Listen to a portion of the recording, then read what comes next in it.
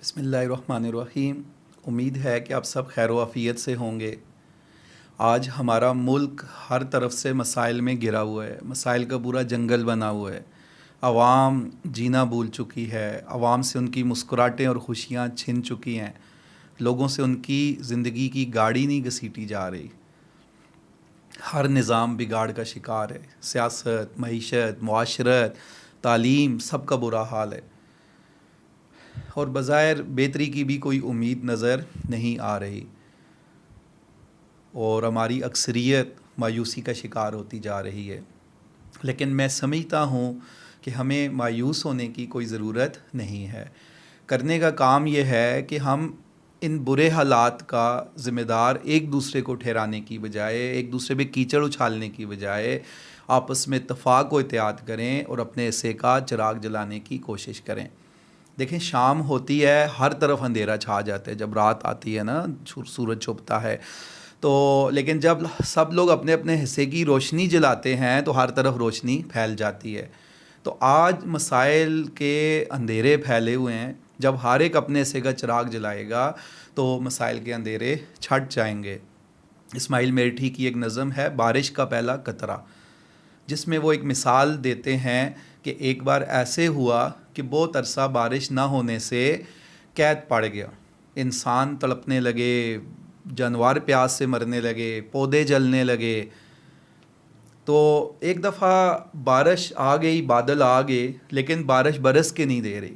کیوں؟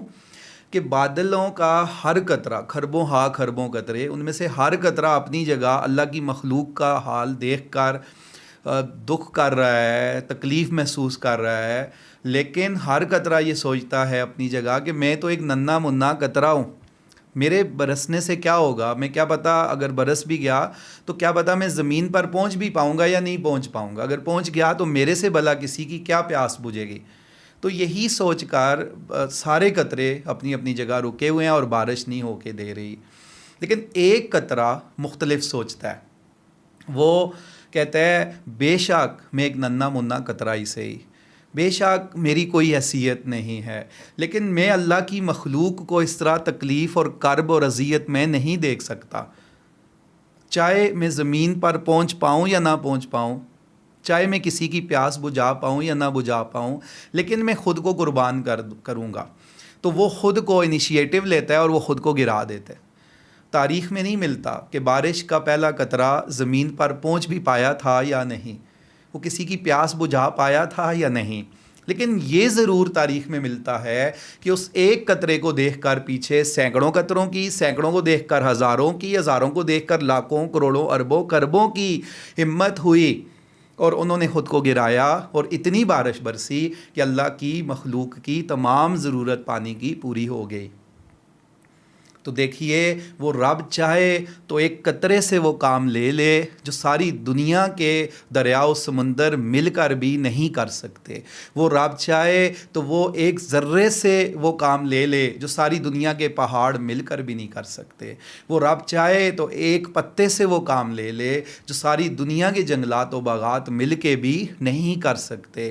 تو ہم پہاڑ نہ صحیح، ذرہ تو ہے نا، ہم دریا و سمندر نہ صحیح، ایک قطرہ تو ہے نا، ہم جنگلات و باغات نہ صحیح، ایک پتا تو ہے نا۔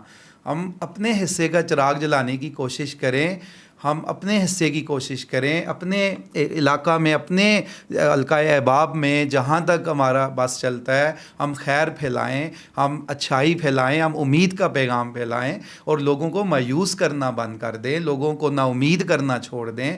تو مجھے یقین ہے کہ چراغ سے چراغ جلے گا، اور ایک دن آئے گا انشاءاللہ کہ ہر طرف روشنی پھیلے گی۔ یہ جہالت، گمراہی اور مہنگائی اور کرپشن کے اندھیرے چھٹ جائیں گے، ہر طرف سچائی کی اور اچھائی کی روشنی پھیلے گی، ہمارا ملک پھر سے انشاءاللہ ترقی کی دوڑ میں شامل ہوگا اور آگے بڑھے گا، دن دگنی اور رات چگنی ترقی کرے گا۔